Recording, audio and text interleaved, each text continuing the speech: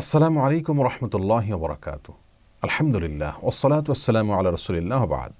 সুপ্রিয় দর্শক শ্রোতা ভাই বোন, যাকাত সম্পর্কে একটি প্রশ্ন অনেকেই করে থাকেন, আর সেটি হলো কারোর কাছে যদি ৭.৫ ভরি বা ৮৫ গ্রামের কম পরিমাণে স্বর্ণ থাকে, অর্থাৎ এই পরিমাণ স্বর্ণ থাকে যে স্বর্ণের নেসাব পরিমাণ না হয়, ৫ ভরি, ৩ ভরি বা ৪ ভরি, এক কথায় স্বর্ণের নেসাবের চাইতে কম, ৭.৫ ভরির চাইতে কম স্বর্ণ থাকে, একই ব্যক্তির কাছে যদি আবার নগদ অর্থও থাকে, সেই নগদ অর্থ বা নগদ টাকা যেটা রয়েছে সেই টাকাটাও যদি আবার জাকাতের নেসাব পরিমাণ না হয়, তাহলে এই ব্যক্তির কি জাকাত দিতে হবে কি না? আমরা দেখি পৃথকভাবে স্বর্ণ দেখলে স্বর্ণ তার নেসাব পরিমাণ হয়নি, আবার টাকার দিকে তাকালে টাকাও পৃথকভাবে তার নেসাব পরিমাণ হয়নি। সেক্ষেত্রে এই ব্যক্তির জাকাত দেওয়া লাগবে কি না, এ বিষয়ে আমরা দেখি জমহুর ফোকাহায়ে উম্মত বা উম্মতের বেশিরভাগ ফকিহ এবং ইমামগণ তাদের মতে এই ব্যক্তিকে জাকাত দিতে হবে যদি তার উভয় সম্পদ একত্র করার পর রূপা অথবা স্বর্ণ যে কোনো একটার নেসাব পরিমাণ যদি পৌঁছে যায়। কথার কথা, কারোর কাছে ৩ ভরি স্বর্ণ রয়েছে, তাহলে 3 ভরি স্বর্ণের যদি বিক্রয় মূল্য ১.৫ লক্ষ টাকা হয় কথার কথা, সেই সাথে তার কাছে যদি ২০,০০০ টাকা থাকে ক্যাশ, তাহলে সব মিলিয়ে তার ১,৭০,০০০ টাকা হলো সম্পদ। এক্ষেত্রে তাকে দেখতে হবে এই ১,৭০,০০০ টাকা দিয়ে তিনি অন্তত ৫.৫ তোলা রূপা কিনতে পারেন কিনা। স্বর্ণের যে নেসাব সেটা তো পূর্ণ হবেই না কোনোভাবে। যদি রূপার নেসাবও পূর্ণ হয় এই সম্পদ দিয়ে, এই টাকা দিয়ে, তাহলে সেক্ষেত্রে তাকে জাকাত দিতে হবে শতকরা ৮% হারে।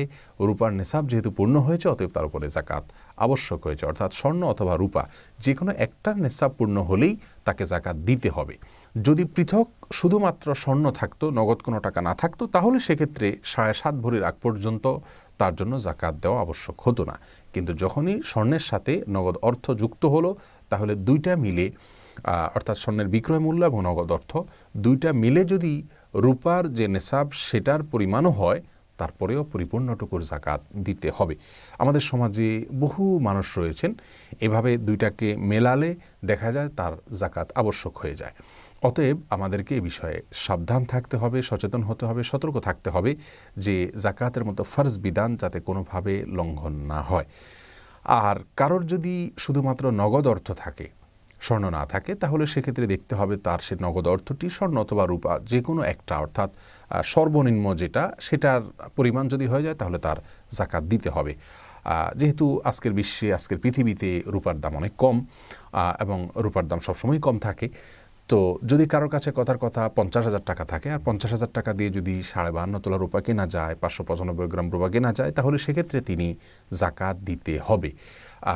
নগদ টাকা থাকলে সেটি আপনার স্বর্ণের নেশা পরিমাণ হওয়া জরুরি নয়, সর্বনিম্নটা অর্থাৎ রূপার নেশা পরিমাণ হয়ে গেলে তাকে জাকাত দিতে হবে। তাহলে আমরা ৩টি পেলাম। শুধু স্বর্ণ থাকলে, ৭.৫ ভরির নিচে থাকলে, কম থাকলে তাকে জাকাত দিতে হবে না। স্বর্ণের সাথে যদি টাকা থাকে, তাহলে স্বর্ণের বিক্রয় মূল্যের সাথে টাকাকে মিলিয়ে যদি রূপার নেশাবকে টাচ করে তাহলে জাকাত দিতে হবে। যদি রূপার নেশাব পরিমাণ না হয় তাহলে জাকাত দিতে হবে না। কথার কথা, কারোর কাছে আধা ভরি স্বর্ণ আছে যার বিক্রয় মূল্য উপমাস্বরূপ ২৫,০০০ টাকা, আবার নগদ ৫,০০০ আছে, সব মিলিয়ে ৩০,০০০ টাকার মালিক, তাহলে ৩০,০০০ টাকা দিয়ে ৫.৫ তোলা রূপা কথার কথা কেনা যায় না, তাহলে এই ব্যক্তির উপরে জাকাত আবশ্যক হবে না। আর যদি ৫.৫ তোলা রূপা কেনার মতো সম্পদ হয় তার স্বর্ণ এবং নগদ টাকা মিলিয়ে, তাহলে পুরাটার জাকাত দিতে হবে শতকরা ২.৫% হারে। আর নগদ টাকা এটা যদি রূপার নেশাব পরিমাণ হয়, তাহলে সেক্ষেত্রে তার জাকাত আবশ্যক হবে। এই হিসাব করলে আমাদের সমাজে কিন্তু বহু মানুষের উপরে জাকাত দেওয়া ফরজ হয়ে যায়, আবশ্যক হয়ে যায়। আল্লাহ সুবহানাহু ওয়া তাআলা তার এই মহান এবং গুরুত্বপূর্ণ বিধানকে অক্ষরে অক্ষরে কোরআন এবং সুন্নাহ মোতাবেক আমাদেরকে পালন করার তৌফিক দান করুন। জাযাকুমুল্লাহু খায়রা। আসসালামু আলাইকুম ওয়া রাহমাতুল্লাহি ওয়া বারাকাতুহু।